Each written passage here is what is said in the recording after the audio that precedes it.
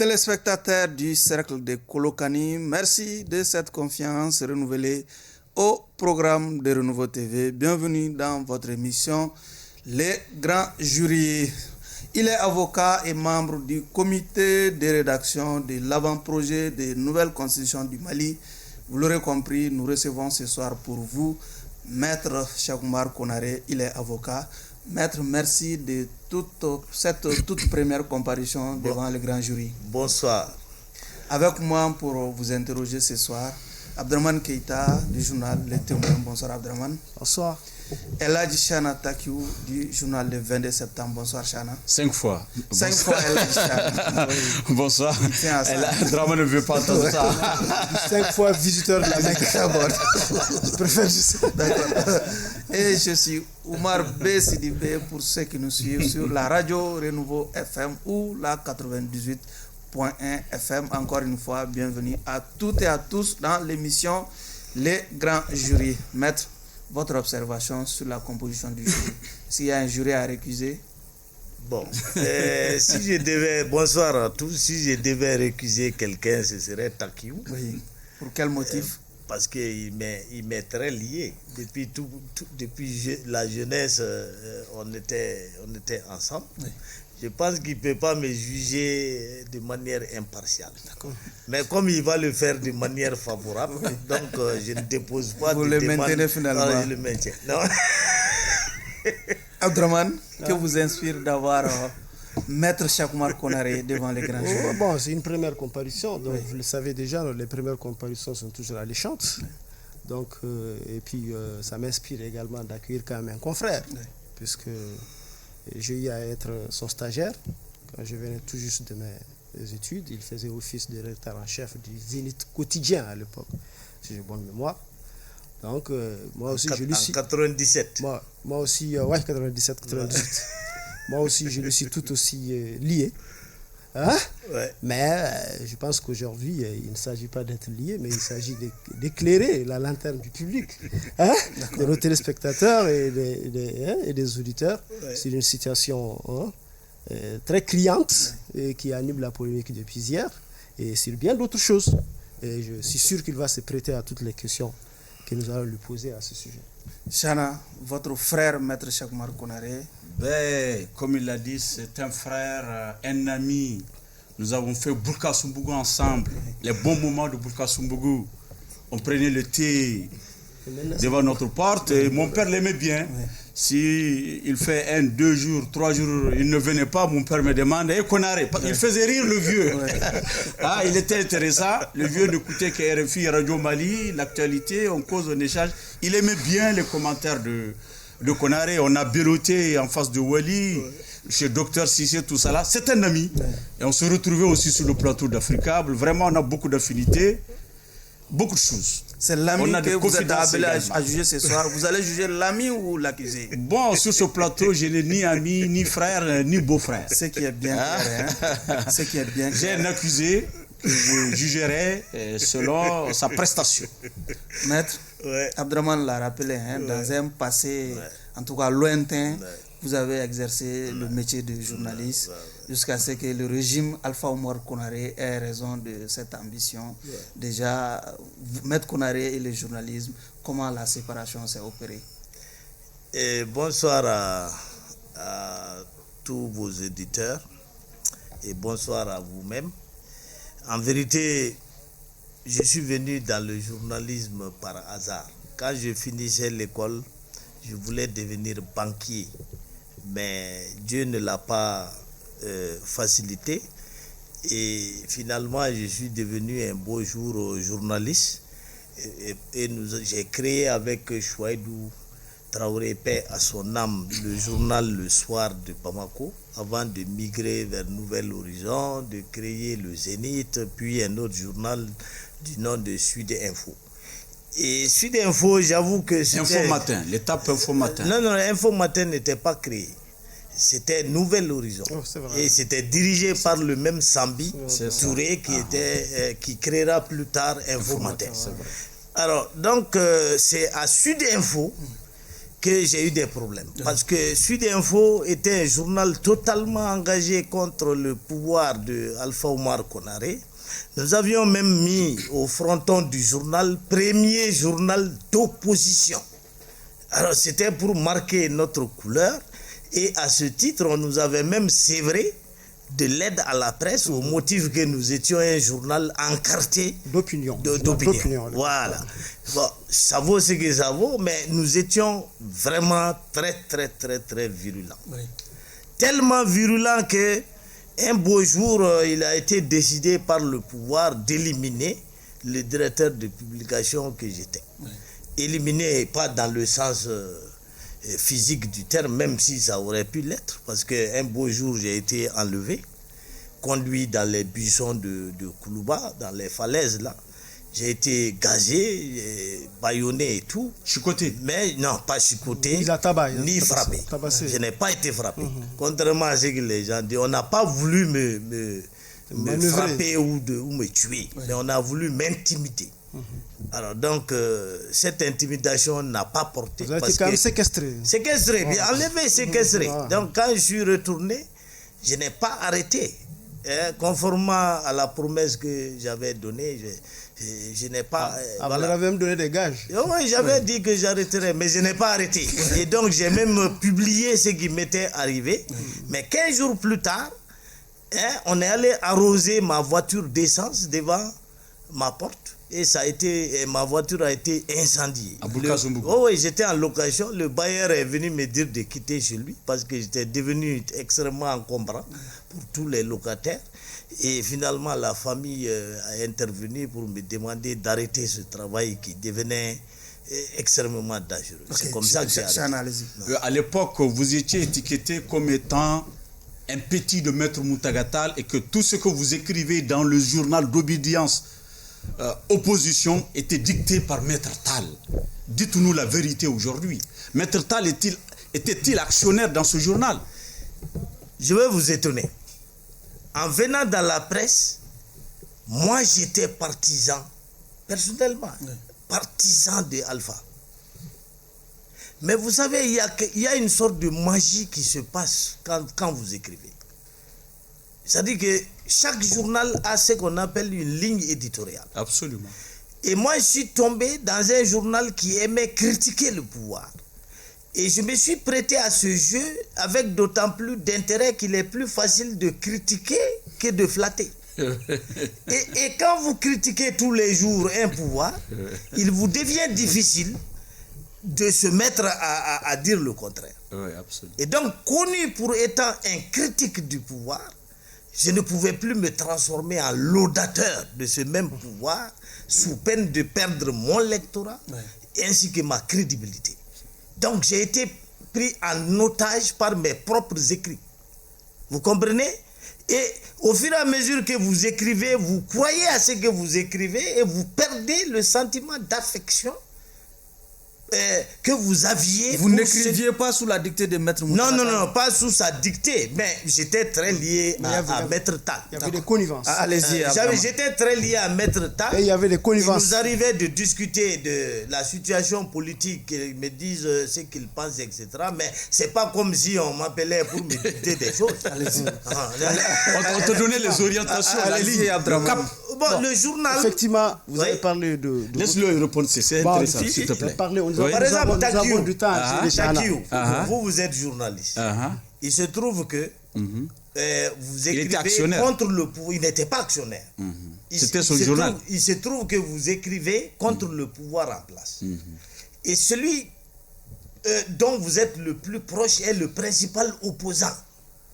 Et donc, vous ne pouvez pas nier que vous l'aidez. C'est clair. D'une manière ou d'une autre. Il y avait une connivence entre vous et l'opposition à l'époque. Mais c'est pas comme si on s'appelait tous les soirs ou bien qu'on se voyait tous les soirs pour que lui il me dicte ce que je dois écrire. Non, ce n'est pas comme ça. Allez-y, Abdraman. Mais de manière générale, nos lignes se rejoignaient. Okay.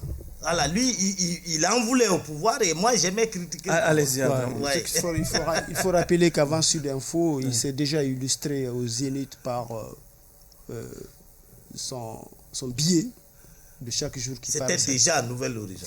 Ouais, voilà, Le Zénith est venu après comme moi, je n'étais pas là quand vous étiez allé. Au Zénith, c'est là-bas que je vous connais, c'est là que j'ai compris le biais où vous avez déjà vulgarisé l'appellation Ladji-Bourama. Ladji-Bourama. Voilà, c'est lui, celui qui a vulgarisé. L'homme aux trois poches pour Alpha, voilà. Ou le montagnard. Voilà. Mais j'avoue que j'ai oublié tout ça. Et celui qui mangeait le foie et les gras. Le foie gras, le rognon. Mais vous accusez le pouvoir. Aujourd'hui, écoutez. Après, vous étiez devenu un grand ami à Ibeka quand même. Aujourd'hui, moi j'ai oublié ces choses-là. Okay. Je n'en veux à personne. Je considère cette étape comme l'étape comment on appelle ça, d'une formation de l'homme que je suis aujourd'hui. Okay, d'accord. Voilà. Donc, je n'en veux ni à Alpha, ouais, effectivement, mais vous accusez tantôt quand même le pouvoir d'être à l'origine des malheurs que vous avez connus. Est-ce que c'est la base de simple présomption ou bien c'est la base de... Ah non, il ne fait pas de doute que l'acte venait du pouvoir. C'était du terrorisme d'État. Peut-être que c'était aussi des actes individuels. Non, des gens isolés. Vous en voulez beaucoup à Boubé. Et vous le critiquez beaucoup, même après, voilà. Vous étiez vraiment très opposé, vous n'aimeriez pas parler de Boubé. Il n'était pas seul d'ailleurs à en vouloir à Boubé. Boubé, paix à son âme. Quand même, toutes les accusations convergeaient vers sa personne. On pensait qu'en réalité, puisqu'il était à la sécurité d'État à l'époque, c'est lui qui jouait tous les coups bas aux gens et autres là. Je pense que sur la base de considérations comme ça et non pas sur la base d'enquêtes réellement menées que vous accusez le pouvoir. Non, c'était le pouvoir. De l'époque. C'était le pouvoir. Je vous donne... Et quels sont les indices? Voilà, je vous donne un seul exemple. Oui. Un journaliste, côté de la place, est enlevé, bâillonné, gazé. Il publie. Le pouvoir ne fait rien. 15 jours plus tard... Vous avez porté plainte? Mais j'ai porté plainte à la gendarmerie. Et le pouvoir, 15 jours plus tard, des gens viennent asperger sa voiture d'essence et la brûler. Le pouvoir ne dit rien. Le reste, ouais. Ça veut dire quoi? Mais il cautionne. Qui ne dit rien. Terminé. Bon, je termine pour vous dire que vous avez dit tantôt qu'il vous est difficile de quitter votre posture de critique du pouvoir. À l'époque. Oui. Mais aujourd'hui, force est de constater que beaucoup dans l'opinion ne vous reconnaissent pas. Les gens pensent que Cheikh Oumar Konaré a carrément changé. C'est plus le Cheikh Oumar Konaré objectif qu'on a connu, qui avait des approches très réalistes de la chose et qui aujourd'hui est devenu en quelque sorte un sous-fifre du pouvoir qui ne fait que faire les louanges, le plus grand laudateur, qui ne vous sciez pas puisqu'on ne vous a jamais connu dans cette posture, on ne vous a jamais connu dans ce vêtement-là. Qu'est-ce que vous répondez à ces gens? Et je suis sûr que vous l'avez vous aussi entendu. J'ai entendu dire ça. J'ai entendu dire ça effectivement. Et j'assume le fait que je soutienne la transition pour plusieurs raisons. La première raison, c'est que l'État est au bord du gouffre. Si la transition devait échouer, le pays disparaîtrait. Nous avons l'obligation de soutenir la transition jusqu'à ce que les nouvelles institutions soient mises en place. Aussi aveuglement que cela nécessite. Mais si nous tous nous mettons à critiquer la transition, à la dévaloriser aux yeux de l'opinion, mais si elle chute, vous allez mettre quoi à la place? Oui, mais est-ce que la transition aussi ne peut pas profiter de ça là, de cette posture que vous demandez aux gens pour faire du n'importe quoi? Moi, je ne suis pas aveuglement la transition. Okay. La preuve, je suis le premier à avoir demandé de libérer les soldats ivoiriens contre l'avis de tous les autres soutiens de la transition. Et vous continuez encore à soutenir. J'ai demandé, vous allez chercher les Russes là. Ne chassez pas la France comme vous êtes en train de le faire. Même si je vous conseille de diversifier votre partenariat, n'est-ce pas, d'appeler les Russes, mais de les mettre en concurrence avec les Français. Vous continuez à croire qu'il faut libérer aujourd'hui les je continue. Sur la base de quel argument? Mais tout simplement parce qu'on n'a pas besoin de cette énième crise. Nous avons trop de problèmes. Konaré, vous soutenez la transition par conviction ou bien parce que par conviction. Ou bien la faim vous. Non, par conviction. Brûle, hein? Moi, je vais vous dire, un avocat n'a jamais faim. Un avocat trouve toujours à manger. Voilà. Nous ne sommes pas comme des Somaliens. Sauf qu'on dit aussi qu'il plus il y a le diable, plus il en veut avoir. Allez-y. Maître Konaré, dans votre soutien à la transition, vous avez proposé des solutions extrémistes telles que la sortie du Mali de la CEDEAO, de l'IMOA, de frapper notre monnaie. Et vous savez, sur quel élément réaliste vous faites de telles propositions? Malheureusement, heureusement que les autorités ne vous ont pas suivi, même si elles vous ont suivi concernant l'inculpation de certains ministres au niveau de la Cour suprême. L'idée venait bel et bien de vous. C'est vous qui avez indiqué cette procédure pour emprisonner Boubeye et les autres au niveau de la Cour constitutionnelle. Et le pouvoir vous a emboîté le pas. Détrompez-vous. J'étais le premier, en tout cas, à montrer cette voie. Et on a emprunté cette voie. Heureusement que le pouvoir ne vous a pas suivi par rapport à la CEDEAO, à l'UMOA et à la création du Mali. Détrompez-vous. Les juges de la Cour suprême savent mieux la loi que moi. Et les indications que moi je faisais. Il va répondre à les indications. Laissez répondre. Allez-y, maître. Je suis en train de perdre mon frère. Allez-y. Tant mieux pour la qualité du débat. Les indications que moi je donnais, les articles 613 et suivants du Code de procédure pénale, datent de 2001. Donc, moi j'en parle en 2020. Ou en 2021.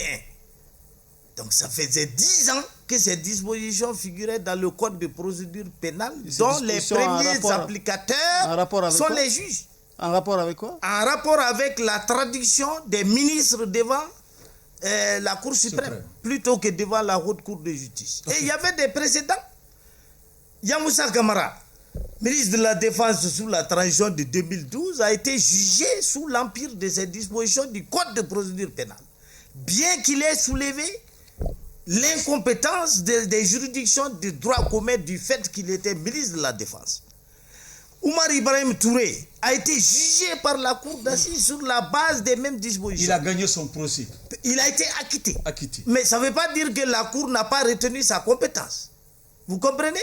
Donc tous ceux qui devaient être jugés par cette procédure pouvaient soit être acquittés, soit être condamnés. D'accord. Donc c'est des procédures qui devaient s'appliquer et c'est tout ce que j'ai dit. Oui, maintenant, par rapport au fait que j'ai conseillé de sortir de la CEDEAO et de l'UEMOA, mais à présent je continue de le penser pour la bonne raison que ce sont des appendices de la France. Et vous avez bien vu Macron dire que je vais appeler le président de la CEDEAO demain et des sanctions seront prises contre le Mali. Et ça a été le cas. Ça a été le cas. Coïncidence. Et ce n'est pas tout. Ce n'est pas tout. Moi, je suis membre de l'équipe qui a fait annuler, qui a fait suspendre par la Cour de justice de l'UEMOA et les sanctions prises par l'UEMOA. Mais les chefs d'État ont refusé d'exécuter l'arrêt de la Cour de justice de l'UEMOA, ce qui veut dire que l'affaire n'avait rien de légal. L'affaire était un règlement de compte politique. D'accord. À la demande de la France. Allez-y, Abdraman. C'est pourquoi j'ai conseillé de quitter. La généralité, peut-être vous avez conseillé de quitter. Est-ce que vous avez pensé aux conséquences par rapport à ce que vous décriez comme attitude? Est-ce que vous avez pensé aux conséquences? Si nous quittons, les conséquences peuvent être dures. On ne quitte pas une institution dans laquelle on est depuis des dizaines d'années sans souffrir. Et il faut accepter de souffrir ou bien de rester esclave. C'est ça. Chana a une question justement sur la publication de la liste des membres composant l'EJ. Maître Konaré, l'EJ a été... Les membres ont été rendus publics, publiés même au journal officiel. Malheureusement, concernant les représentants des partis politiques, on a fait un tirage au sort, ce qui n'existe nulle part dans la loi. Est-ce qu'on ne peut pas craindre une saisine de la Cour suprême pour annuler ce décret? Certains partis auraient même attaqué déjà cette décision devant la Cour suprême. Bon, voilà. Takiou, les Bambara disent il ne faut pas en vouloir au lieu où vous tombez, il faut en vouloir plutôt au lieu où vous trébuchez. Le projet de loi qui a été envoyé au CNT ne parlait pas de la présence des partis politiques dans l'EJ. Il était dans l'esprit de ce projet que, étant les acteurs de l'élection, les partis politiques ne devaient pas siéger à l'EJ. Donc, c'est le CNT qui a renversé ce projet sur la tête et qui a introduit l'idée que les partis politiques devaient siéger à l'EJ. Et on leur a donné 4 portefeuilles. Mais 4 portefeuilles à répartir entre 271 partis, s'il vous plaît. Mais si ce n'est pas par le tirage au sort, comment on va les désigner? Aujourd'hui, aucun parti n'a de député. Alors, donc, sur quels critères on va désigner? Ils ont des élus. Ils peuvent avoir des élus, mais si on va sur cette base-là, c'est-à-dire qu'il y aura problème. Sur la base des élus communaux, que l'aide aux partis politiques est répartie. Il y aura problème parce que là, on va faire siéger à l'EJ les partis de Revenez à ma question. Oui, la légalité. Revenez à ma question. Oui. Des partis ont exprimé l'intention, ils viennent de dire même que des partis ont attaqué ce décret-là. Oui. Est-ce que, selon vous, en tant qu'homme de droit, est-ce que c'est légal de choisir les représentants des partis par tirage au sort? Ce n'est pas prévu par la loi. Donc le décret pourrait être annulé. La Cour suprême a l'entier pouvoir d'appréciation. Bon, la Cour peut annuler, comme elle peut aussi décider qu'il n'y avait pas d'autre moyen de désignation. Je reste dans le même sillage. Et qu'à l'impossible, nul n'est tenu. D'accord, allez-y, Abdraman. Pourquoi vous en vouliez tant au CNT d'avoir renversé, comme vous l'avez dit, les premières propositions, alors que le chef de l'État avait toute l'attitude de ne pas pour une seule raison. Promulguer la Pour une seule raison. Oui. C'est que tous nos problèmes sont en grande partie dus au fait que l'élection était organisée par des hommes qui n'étaient pas indépendants, à savoir l'administration territoriale. C'est pourquoi d'ailleurs l'idée est venue de créer un organe indépendant de gestion. Vous avez bien compris la question? J'arrive. Okay. Un organe indépendant de gestion des élections. Et cet organe devait effectivement être indépendant si on avait suivi le projet de loi.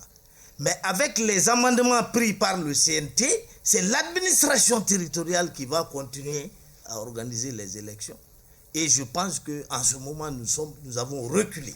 Nous n'avons pas avancé dans le sens de la transparence des élections, étant entendu que le postulat est partagé par tout le monde, que l'administration manque d'indépendance. Okay. Oui, mais vous n'avez pas répondu. Pourquoi vous en voulez au CNT alors que le chef de l'État avait l'attitude de ne pas promulguer la loi? Oui, mais il a aussi il voulait aussi renvoyer en seconde lecture. Il a aussi le pouvoir de promulguer. Mais dans ce cas, chez vous, on va dire, dans ce cas, au lieu d'en vouloir au CNT, il faut en vouloir au chef de l'État qui l'a promulgué. Je n'en veux pas quelqu'un. Non, si vous avez accusé au changement qu'on n'a pas pu réaliser. Mais le changement, on aurait pu ne pas le cautionner à plus haut niveau. Mais le président, vous savez, le président d'une république n'est pas un président de la République. Il est un chef de l'État. Le chef de l'État a des informations que moi je n'ai pas. Et n'oublie pas que dès que ça a été signé, l'embargo a été levé. Et l'embargo pesait plus lourd que toutes les autres considérations. N'est-ce pas? Donc moi je n'ai pas les explications mais est-ce que vous n'êtes qui ont permis au président de promulguer. Vous n'êtes pas encore dans le combat entre votre ami, le Premier ministre Choguel Maïga et le CNT. Qui t'a dit qu'ils sont en combat? Ah si, ils l'ont même exprimé. Ils l'ont quand même exprimé. Ils ne sont pas en combat. Et ça a pu être interprété ainsi, même par moi. Parce que j'ai pensé que dès lors que ce projet était désavoué de la sorte, il était dans l'ordre du possible que le Premier ministre démissionne. Mais puisqu'il n'a pas démissionné et qu'il a continué à gouverner après cette loi, je me suis dit qu'il y avait des choses que moi j'ignorais. Monsieur Konaré, nous savons que nous sommes en retard par rapport au chronogramme présenté à la CEDEAO pour la sortie de crise.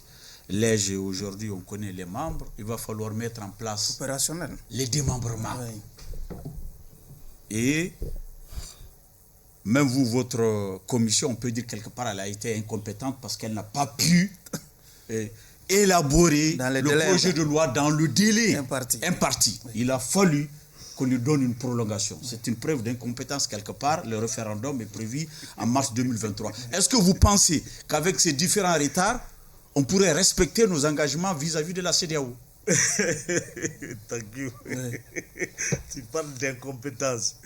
Tu sais, les gens n'imaginent pas. Je dis est-ce que je pose. C'est-à-dire les gens n'imaginent pas l'effort que nous avons fourni dans cette commission. Tous les jours que Dieu fait, de 9h à 18h, nous étions là en train de discuter mot par mot, article par article. Virgule par virgule. Virgule par virgule. 25 personnes. C'est-à-dire, quelle que soit la formulation que tu adoptes, tu vas trouver quelqu'un qui pense que c'est pas... C'était aussi un travail rémunéré quand même, maître. Mais quel est rémunéré? Le décret a été publié, on avait 400 000 francs par mois, c'est tout. C'est minable. C'est rien, ça. Nous sommes allés là-bas pour travailler pour le pays. Pour le Mali. Pas pour gagner de l'argent. Et le travail a été minutieux. Nous avons fait des changements extraordinaires. Mais il est bon que vous lisiez le texte. On l'a fait, on va en revenir aux uns et aux autres. Répondez à la question. Nous n'avons pas été incompétents, mais il s'est passé un événement que je ne vais pas vous révéler ici, mais qui a entraîné un retard. Est-ce qu'il n'y a pas un risque de glissement de calendrier par rapport à nos engagements vis-à--vis de la CEDEAO avec le retard pris par internationale même, pas seulement. C'est-à-dire l'essentiel. La communauté internationale commence par la CEDEAO. L'essentiel est d'avancer. Aujourd'hui, vous avez intégré un avant-projet. Si l'avant-projet est adopté, on aura avancé. Après, il y aura le référendum. Après, il y aura les élections. On tend vers les délais, vers le respect des délais. Mais il est possible que les délais ne soient pas absolument respectés. Depuis déjà... Et un nouveau décalage est toujours possible.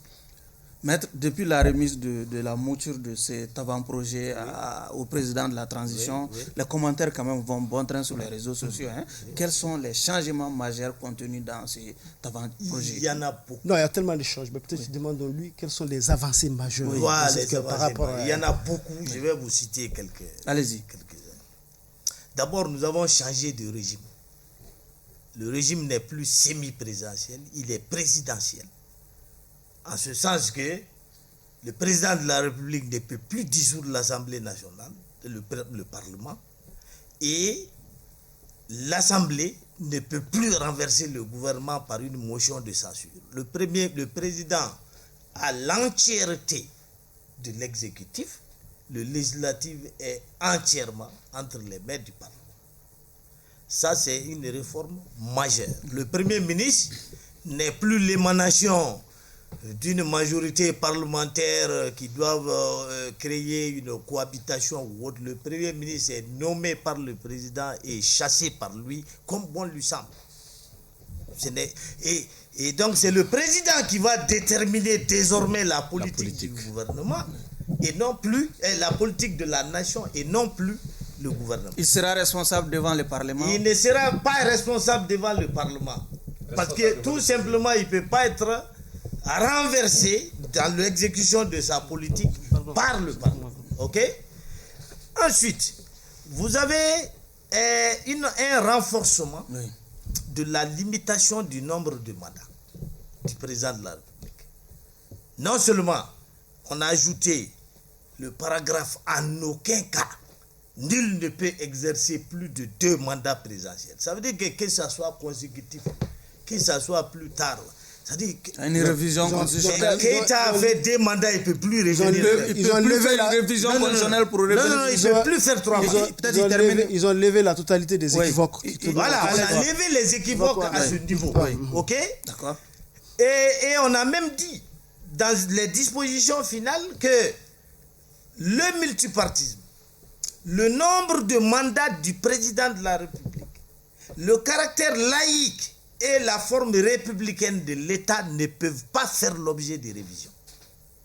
Donc, personne ne peut réviser la partie relative au nombre de mandats du président de la République. Je crois que ça, c'est une grande évolution aussi. Et par ailleurs, un mécanisme de destitution du président de la République a été institué. Ce n'est plus par la haute cour de justice qui n'a jamais pu juger personne depuis 1960. Et désormais, les membres du Parlement peuvent effectivement mettre le président en accusation. Et pour haute trahison, il peut être destitué.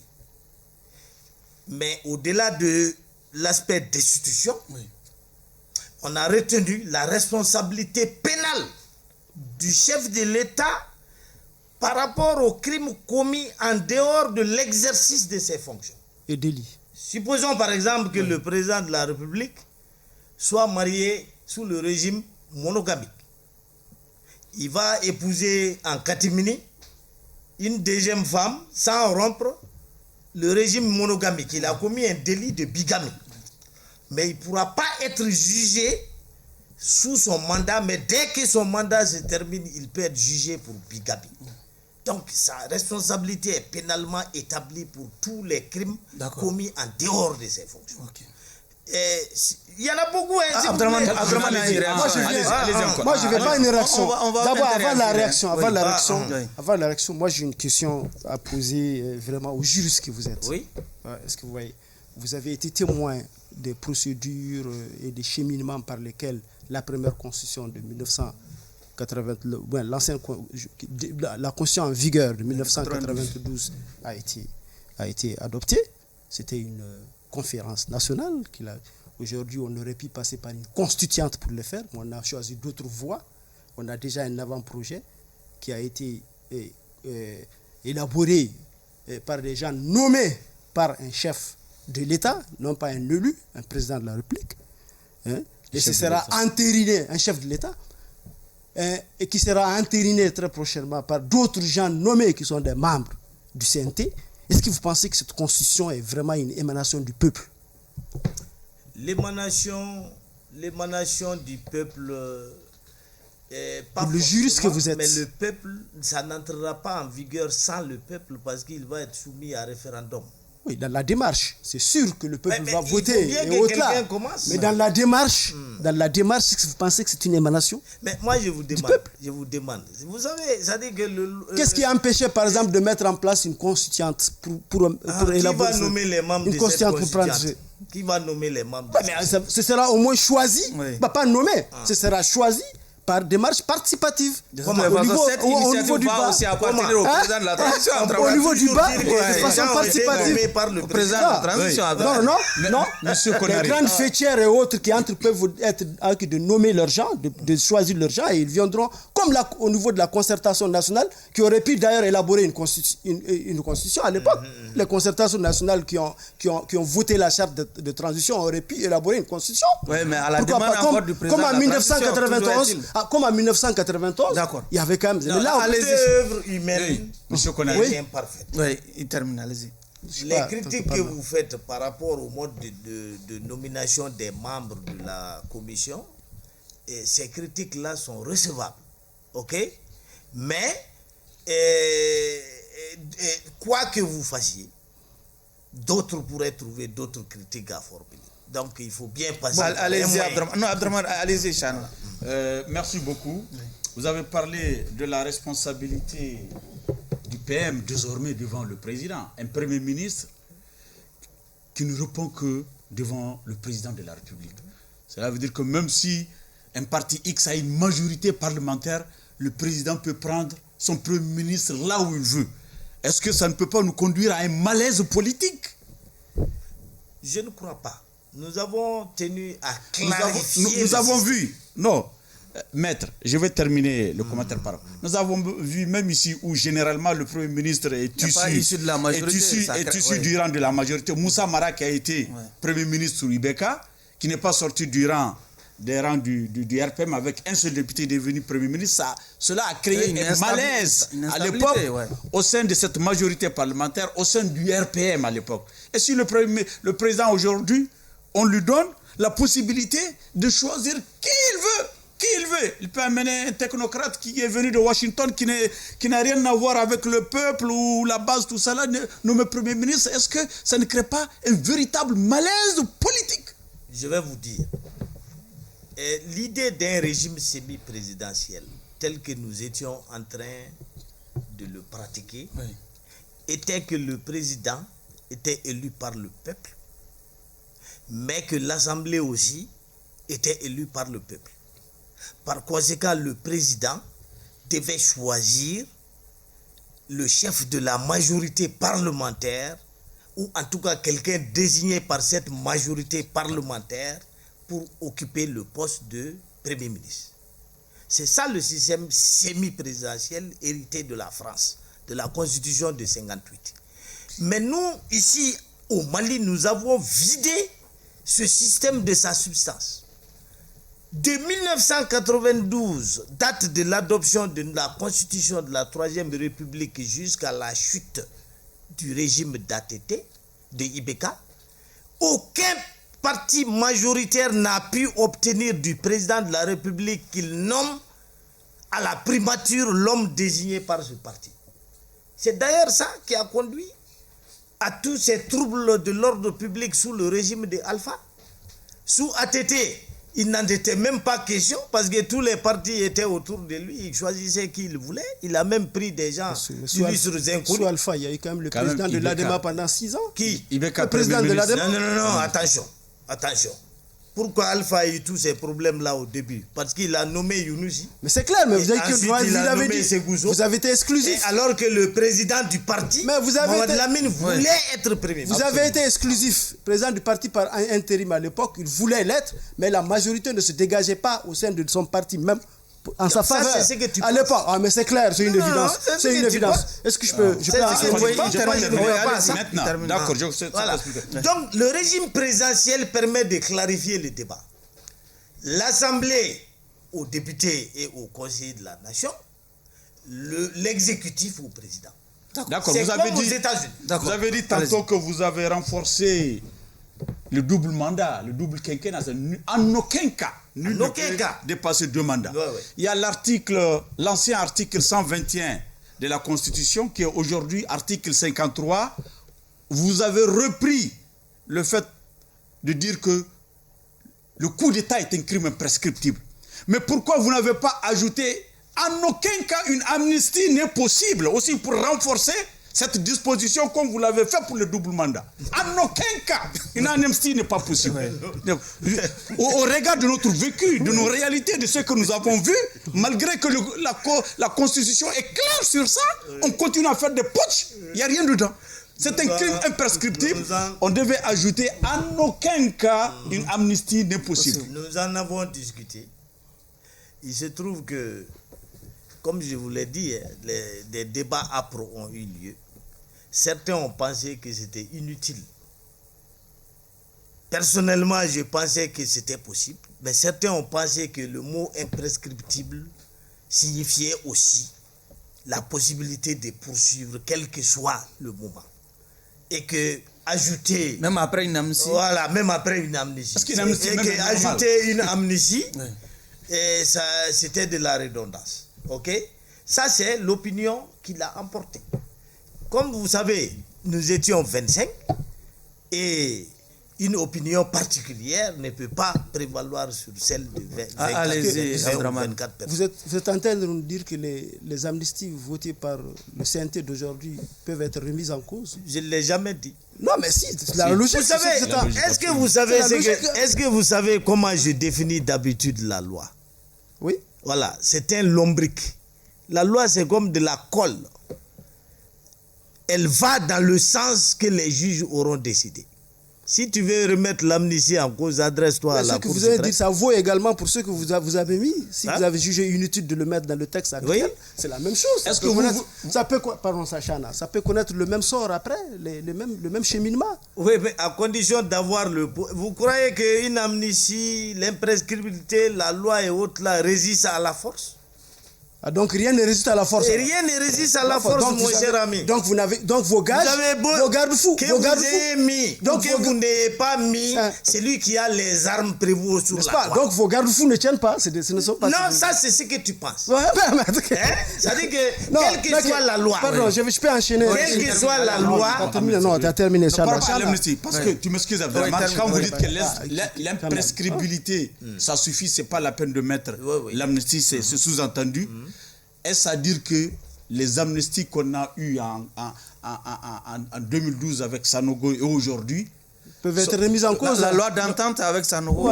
Les amnisties là n'ont pas une valeur supérieure à ces dispositions constitutionnelles par rapport à l'imprescriptibilité. C'est ça, qui disent que le putsch est un crime imprescriptible. Même si on fait une loi, on le fait par arrangement, mais cette loi-là n'est pas au-dessus de cette disposition constitutionnelle. Mais vous oubliez que la loi ne dispose que pour l'avenir.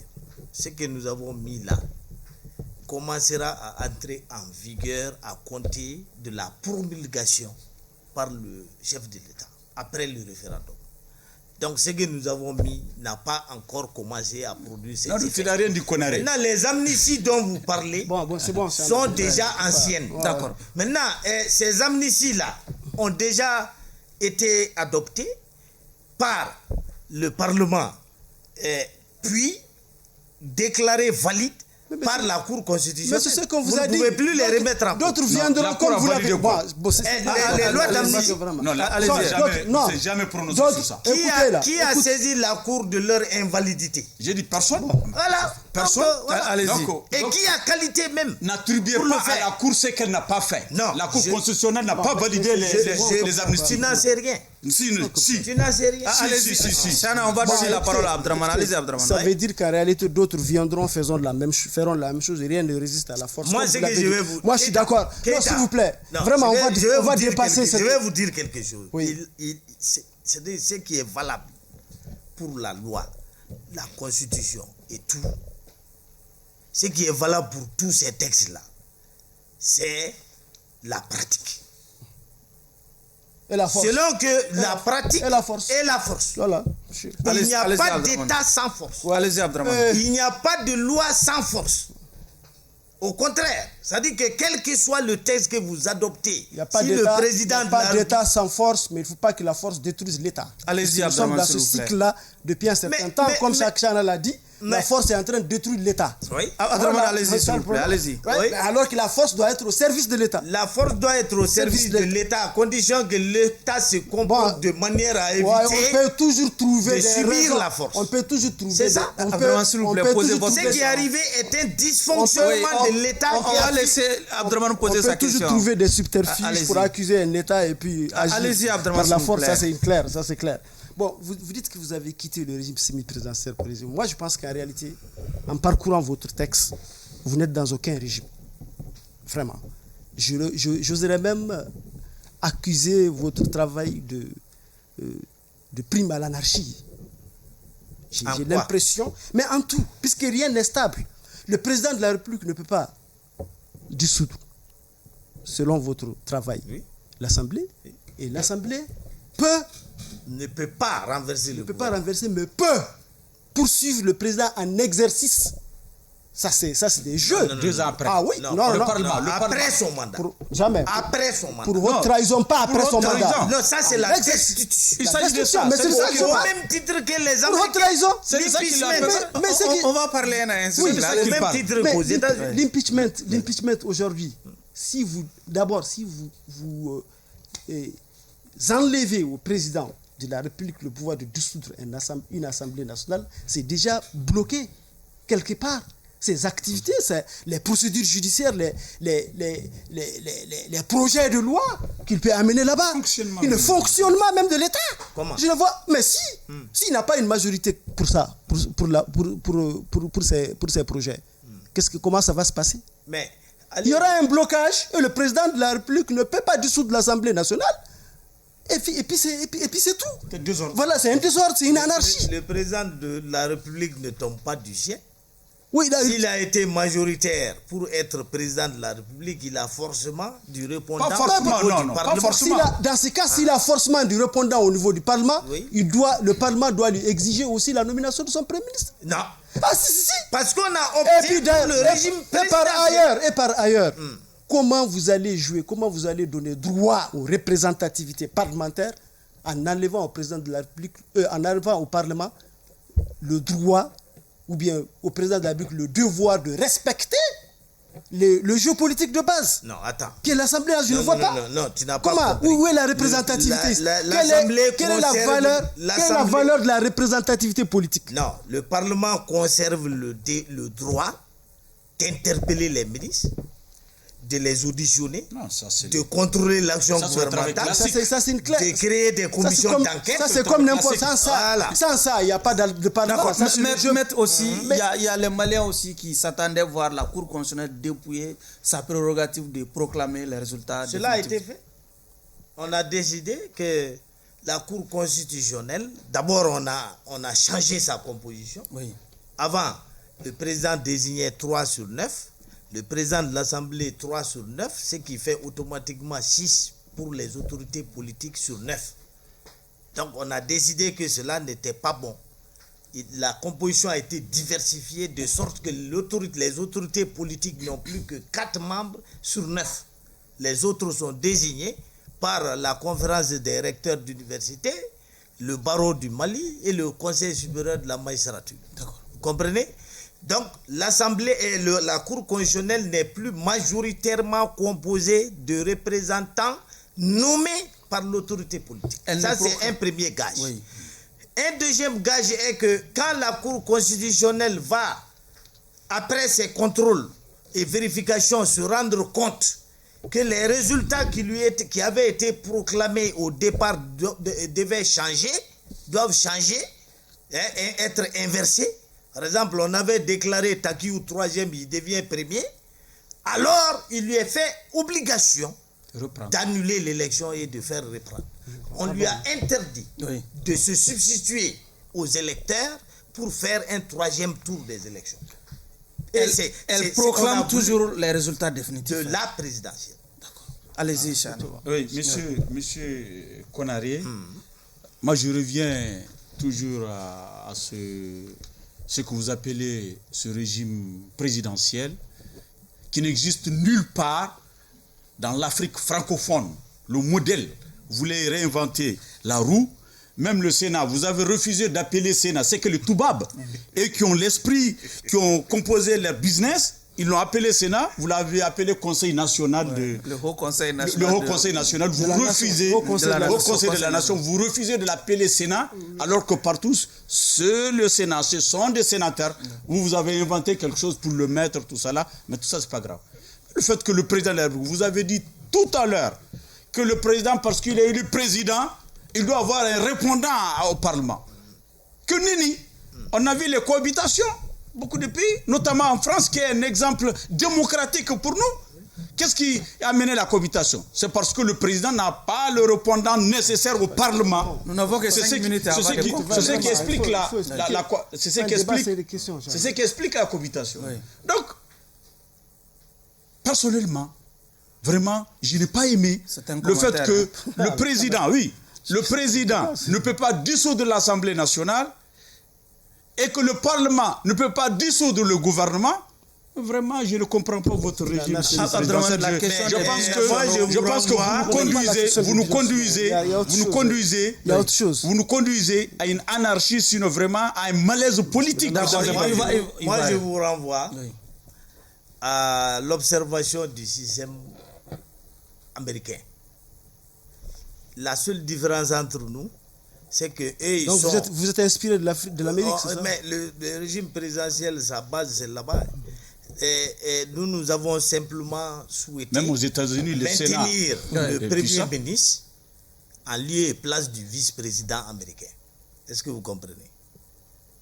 Donc, il doit être le élu, Premier ministre n'est pas élu.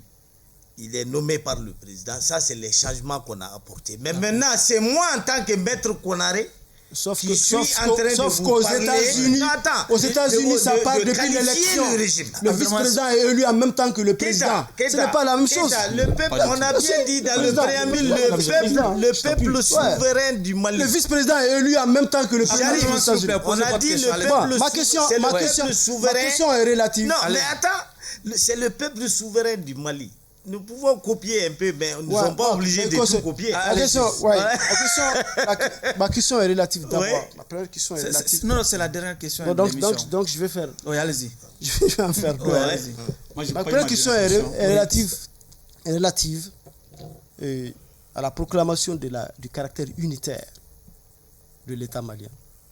Ça intervient dans un contexte où nous avons quand même un accord signé avec des mouvements que vous connaissez très bien. Est-ce que ce n'est pas une simple proclamation, alors que dans la réalité, si l'application de l'accord intervient dans la réalité, c'est de fait un fédéralisme qui ne dit pas son nom? Ou bien nous allons revoir, comme vous avez prévu de revoir peut-être les termes de l'accord que nous avons passé avec ces groupes-là? Vous savez, il y a 3 formes d'État. L'État unitaire, l'État fédéral et l'État régionalisé. Parmi ces 3 formes, dans l'accord, nous sommes dans ce parmi ces 3 formes, la Constitution, l'avant-projet a décidé que l'État reste unitaire. Maintenant, par rapport à nos engagements, quelles sont les conséquences? Les engagements ont été pris en compte parce que dans une disposition, nous disons que l'État peut exceptionnellement, pour une durée limitée, accorder des ressources et des compétences exceptionnelles à certaines catégories. Donc renoncer au caractère unitaire? Non. C'est quoi? Pas du tout. Temporairement, ça peut servir d'expérience. Et par ailleurs, vous dites effectivement que vous êtes fidèle dans le préambule même, déjà dans le préambule, que vous êtes fidèle aux engagements de père de l'indépendance. Oui. Mais on sent que vous avez nuancé notre engagement antérieur dans la Constitution en vigueur aujourd'hui, de renoncer à tout ou partie de notre souveraineté. Non, c'est pas clairement. Ça a été nuancé. Le Mali est prêt à renoncer à tout ou partie de son... Ça a été nuancé, ce n'est pas dans la Constitution. Non, jamais. Ça n'est pas dans le projet. Ça a été nuancé. Ce n'est pas dans le projet. Que le Mali ne peut céder aucune partie de son territoire. Attendez, ce n'est pas dedans. Je vous sors ça, c'est là-dedans. Non, en tout cas, nous, la mouture que nous avons, ce n'est pas là-dedans. Ce n'est pas dedans. Le Mali ne peut céder. Ce n'est pas du tout là-dedans. Par rapport à ça. Donc vraiment, vous avez trahi les engagements. Non. J'ai dit des engagements, des pertes. Sors le nom. La mouture qui circule sur les réseaux sociaux, ça n'est pas dedans. Évitez les réseaux sociaux là. Moi, je vous dis, je vous donne les vrais éléments qui sont dans le texte. Éclairez-nous, sinon vraiment. Ça n'a pas été repris du tout. Cette partie n'a pas été reprise. Sauf que nous... Non, s'il vous plaît, je vous montre cette partie seulement.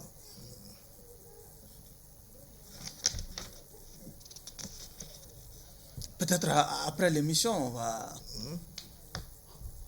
Bon, nous gérons le temps, s'il vous plaît. Vous ne serez pas jugé sur ça, il n'y a pas de problème. Mais sinon, c'est là-dedans. Non, c'est ça. C'est-à-dire, Abdraman a posé la question à sa manière. C'est-à-dire que moi, dans ce projet de constitution, j'ai vu un recul du panafricanisme. On a parlé des pères de l'indépendance, de la constitution de 92, qui est une constitution souveraine qui dit le Mali peut céder une ou l'ensemble de son territoire. Je dis que c'est là-dedans aussi. J'ai dit, ce n'est pas dedans. Le projet qui circule, ce n'est pas dedans. Ce n'est pas dedans. Et nous trouvons que c'est un recul. Ça a sauté. Sur le plan. Ça n'a pas sauté. Panafricanisme. Si. Ça n'a pas sauté. J'ai dit la monture. Oui. Non, les gens nous écoutent. La mouture qui circule sur les réseaux sociaux, cette partie n'est pas du tout dedans. D'accord. Ce n'est pas dedans. Si c'est une erreur, il faudra le corriger et le préciser. Siribé, je pense qu'on peut faire une édition spéciale sur ce projet de constitution. Maître, la question des binationaux aussi quand même alimente les débats sur les réseaux sociaux. Bon. Oui, il a été simplement demandé au moment de que celui qui veut être candidat il renonce à la présidentielle doit renoncer à sa nationalité qui n'est pas malienne s'il dispose d'une autre nationalité. C'est compréhensible. C'est aussi clair que c'est comme aux États-Unis. Vous avez beau être américain, si vous n'êtes pas né sur le sol américain, vous ne pouvez pas être candidat. Maître, nous sommes malheureusement au terme des débats pour le compte de cette audience. Le jury va à présent se retirer pour vous fixer sur votre sort. Abdraman, nous sommes mais je vous signale que je n'arrive pas à retrouver l'article, mais c'est clairement écrit que l'État du Mali peut céder tout ou j'ai pas. dit dans la mouture, ça n'existe pas. Je vous dis que c'est là-dedans. Nous, on dit que ça n'est pas dedans. On va revenir. On l'a pas vu. Après le débat, on va même organiser une autre émission. Sinon, c'est l'occasion pour la commission de revoir la copie qui est sur le net. C'est pas dedans. Si tant est que l'article n'existe pas sur la mouture actuelle. Ça n'est pas dedans. Abdraman, nous sommes dans les secrets de la délibération. Bon. Tu ne trouveras rien, ce n'est pas dedans. Allez-y, Abdraman, s'il vous plaît. Il faut qu'il écoute d'abord. Il faut qu'il écoute d'abord. Maître, nous sommes malheureusement. Non, je pense que malgré certaines équivoques qu'il n'a pas pu élever par rapport à ce travail-là, on a trouvé le même maître poignant. Il reste constant par rapport à ses positions. Il a tenté de nous éclairer également, avec plus ou moins de succès, du contenu et des justifications de leur choix par rapport à certaines choses, certains contenus de cet avant-projet de constitution. Je pense qu'il est libérable. Donc voilà, libérable en termes clairs. En termes clairs, je vous ai dit de le libérer des charges. Et puis voilà, qu'il soit acquitté. Le jury le plus diplomatique. Je ne l'ai pas dit. Non, je ne l'ai pas dit parce que c'est un confrère. Non. Parce que réellement, je pense qu'il est vraiment dans les équilibres. Il tente quelquefois certainement de défendre d'être l'avocat du diable aussi par rapport à cette constitution dans laquelle personne ne se retrouve. D'ailleurs, mais en réalité, vraiment. Vous êtes bien personne ne se retrouve dans cette constitution. Dans l'ensemble, non. Voilà. Article 186. Beaucoup de Maliens. Allez-y, lisez-le. La République du Mali peut conclure avec tout État africain des accords d'association ou d'intégration comprenant abandon partiel ou total de souveraineté en vue de réaliser l'unité africaine. Article 186. C'est pour ça que j'ai dit nuancé. Oui, mais vous dites que ce n'est pas là. Ça a été nuancé. Allez-y. Nous sommes allez-y. Keïta m'a quitté. Il reste mon ami. Moi, je vous ai quitté. Il l'avait déjà fait. C'est cette partie que j'ai lue, c'est pourquoi je dis que ça a été nuancé. Ok, d'accord. Dans le truc, c'était clair et net. Et je pense même que dans le... J'avais cru comprendre que vous avez dit que ça n'existait pas. Non, c'est pas qui disait que ça n'existait pas. J'avais dit que ça a été nuancé. Moi, j'ai dit que ça a été nuancé. Allez-y, c'est un recul par rapport à la formulation. Vous proposez un acquittement. Je propose vraiment de l'acquitter. Et je pense que même dans le serment du président de la République, on ne revient pas là-dessus. Que le président de la République jure de réaliser l'unité africaine, je pense que ça aussi, ça soutient. Allez-y, Chana. Ça a été nuancé. Oui, allez-y, Chana. Merci, Monsieur le Président. Je retrouve un frère et un ami devant moi ce soir pour le juger. Et j'ai décidé, vraiment très honnêtement, de le juger sur la base de sa prestation. Celui que je connus, l'un des plus brillants de sa génération, qui était premier en dictée ici et qui est allé représenter le Mali à Paris au CCF, que je connus, garde toujours la ligne. Il garde la ligne, il s'assume, il continue son soutien à la transition avec des hauts et des bas. Malgré le soutien, Abdraman dit souvent aveugle, moi je pense que souvent il a un soutien intelligent. On n'a pas pu évoquer le cas des militaires ivoiriens, où il a eu le courage d'aller du côté opposé au gouvernement. Il a le courage de ses idées, le courage de ses opinions. Il assume ce qu'il dit, même si on n'est pas d'accord avec lui. Et il a de l'humour pour dire les choses souvent. Et de l'élégance aussi, il faut dire. Et de l'éloquence. De l'éloquence pour dire les choses. C'est vrai que il était un homme très critique contre le régime Ibeka, et subitement on a vu quelqu'un accompagner les putschistes, les soutenir, tout ça là, ce qui a dérouté bon nombre de téléspectateurs qui n'ont pas compris cet homme intelligent, teigneux, critique, qui vient soutenir sans grande raison les putschistes. Un soutien que beaucoup de gens ont mal à comprendre jusqu'à aujourd'hui. Il a essayé de justifier pourquoi il soutient cette transition, comment il le soutient, un soutien intelligent. Je pense que vraiment, nous avons besoin de gens comme lui, ceux qui soutiennent ou pas, qui viennent s'assumer, qui viennent dire ce qu'ils pensent. Parce que nous nous battons pour la liberté d'expression. Nous nous battons pour la pluralité d'opinion. Comme dans ce pays, on veut tuer la presse. On veut museler la presse. Après, avec le cas de Attaher Halidou, soutien à lui. Soutien à Attaher Halidou, Maïga. La HAC a fait un communiqué de mise en demeure pour museler la presse et pour l'anéantissement de jeunes talents. Voilà un de brillants journalistes, un de jeunes talents qu'on veut anéantir. Parce que simplement, il dit la vérité. Il trouve le mot juste pour le dire. Donc, j'ai fait cette digression pour lui apporter notre soutien, le soutien du grand jury. Mon soutien et le soutien du groupement patron de la presse que je préside. Attaher est un exemple aujourd'hui dans la presse. Il n'a pas subi pour le moment le sort que Konaré a subi, mais il est en train de travailler. D'accord. Il est sur la brillance que Konaré a pu observer durant son temps au niveau de la presse. D'accord. Gouloir, hommage à Tahar, vive la liberté de la presse, vive la liberté de la presse, vive la liberté de la presse, et au nom de cette liberté, je pense qu'on doit acquitter Maître Konaré qui participe au débat démocratique.